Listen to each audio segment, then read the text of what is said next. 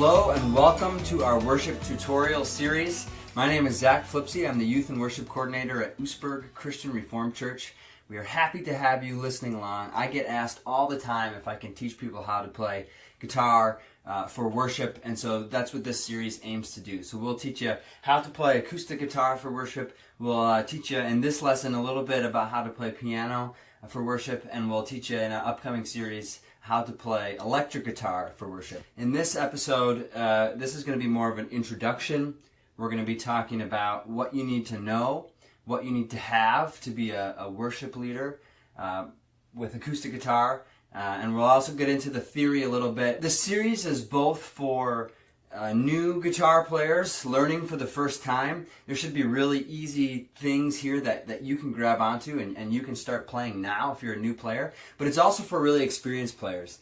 So what you need to know about modern worship music is it's really based on pop rock or emo rock sometimes. And so when we listen to pop music, we realize that it's not too complex. So if you're a really strong player, this might seem beneath you a little bit. It might be really, really easy, but worship music is really, really easy. So if you're an experienced player, hang in there. Don't get bored. There's some things you can do to really liven it up. If you're a new player, you can fit right in because worship music can be very easy to play. In this episode, I want to talk a little bit about what you need to have to be a guitar player for worship. So obviously, you're going to need an acoustic guitar. You're also going to need one of these little magical things. They're called capos. I use the Kaiser capo, but you can use whatever you want. These clasp onto your guitar and help you change the key. And we'll talk a little bit about how you use them. To know how to use a capo, you're going to want to know the note names on your fretboard. Take a look at this chart. Get comfortable with where the note names are on the fretboard. If this is new to you, you can find these all over the place online. Keep them handy and they will go a really long way in helping you be prepared to lead worship on guitar. Throughout the series, I'm going to be calling out fret names and string names, so you're going to want to know what that means. So on a guitar, we count the strings from the bottom to the top. So this is string 1, 2, 3, 4, 5, and 6, closest to you. So 1 at the bottom, counting up to 6 at the top. And I'm also going to be calling out the fret that I'm on. So these little silver markers here are frets.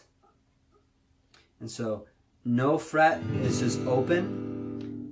Then this would be first fret. This would be your second fret, your third fret, your fourth fret, and so on. So if I say something like 6th string, first fret, we're playing this note right here. That'll come in handy to know for when we talk about the capo as well, because when we learn something like the G chord and we say that it's on the 3rd fret, when we use a capo, say on fret 2, we don't stay on the 3rd fret to play a G because that wouldn't sound good,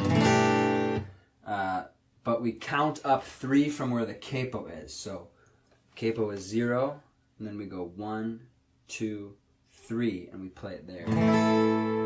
So that's sort of the concept behind how we use a capo, is wherever the capo is becomes the new 0, and we count up from that place. To understand some of the theory behind what we're doing, some of the concepts that are popular in modern worship music, we're going to start on the piano today. So this is our sort of little introduction into piano playing for worship. I'm not a piano player, I can get by, but I can teach you a thing or two maybe, and it will be a good concept for guitar players as well. So if you're into the theory, if you want to know the concepts behind what we're doing, the math behind the way I play, hang in there through the piano part, and in the rest of the series this will make even more sense to you. Okay, we're here at the piano to talk a little bit about the theory behind what we're trying to do in worship music. So, like I said earlier, worship music today is basically pop rock, and like I said, when you listen to pop rock, it's not overly complicated these days.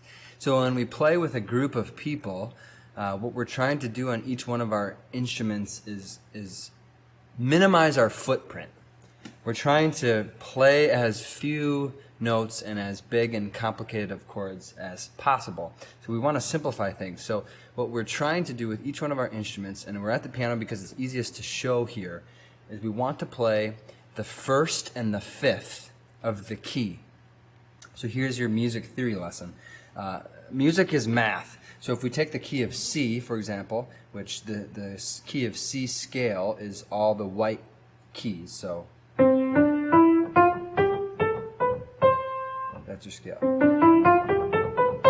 All the white keys. So we want to take the first and the fifth note of each key that we play in. So if we play in the key of C, we want to take the first, the C where we start.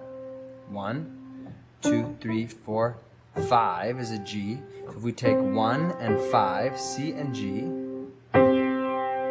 that's what our right hand would play the entire song. So my left hand moves around on the chords.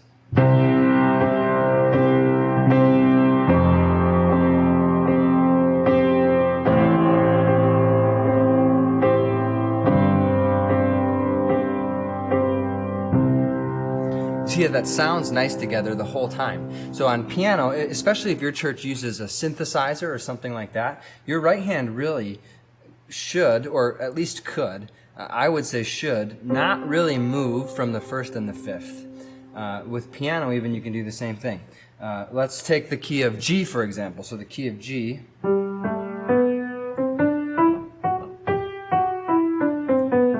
has an F sharp in it.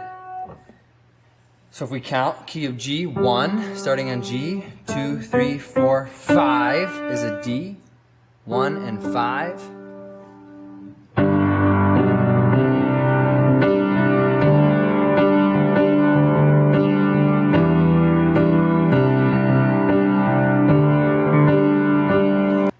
So my right hand stayed on the first and fifth note of the key the entire time. So we do that on piano, but we also do that on guitar.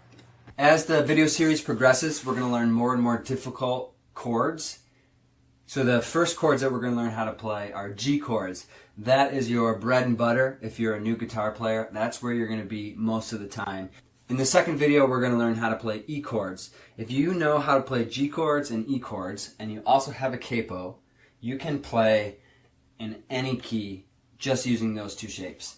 As the videos progress, we're going to learn how to play in the key of C, we're going to learn how to play in the key of D, and we're going to learn how to play in the key of B. Those are a little bit more difficult chords to play, but if you know them, it'll add a lot to your playing.